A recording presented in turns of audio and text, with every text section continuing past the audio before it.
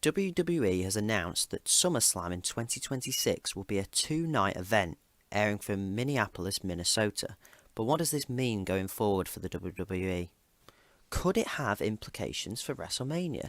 As we all know, Minneapolis, Minnesota was the front runners in the biddings for WrestleMania in 2025, WrestleMania 41, but they were beat by Las Vegas, so they will now host the event. Now, some people may wonder, why didn't they get WrestleMania for 2026 instead? Why SummerSlam? And that's a question worth asking.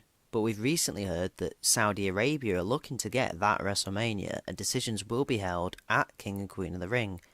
Maybe the fact that Minneapolis has settled for a SummerSlam and not a WrestleMania might indicate that Saudi Arabia could have a good shot at getting WrestleMania in 2026.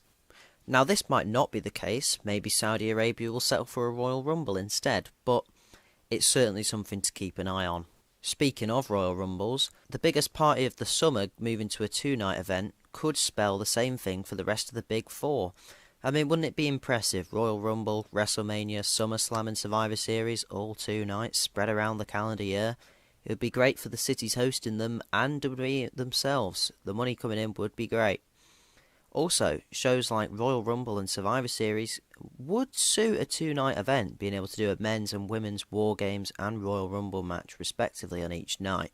Personally, I think these events would all be easier to watch as one night, as maybe only WrestleMania should be 2. But I'd be happy to see them, as it's always more wrestling, which can only be a good thing. But for now, all that's been confirmed is that this will apply to SummerSlam 2026. We have no idea what the future holds for the company. Maybe it'll be a thing for SummerSlam going forward, or maybe it'll just be this one occasion to make up for WrestleMania 41.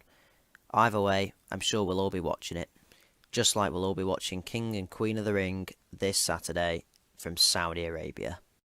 I'm just hoping Gunter wins and doesn't put on a silly crown and call himself the King General. And with that being said, that's all for this video. Longer ones will follow.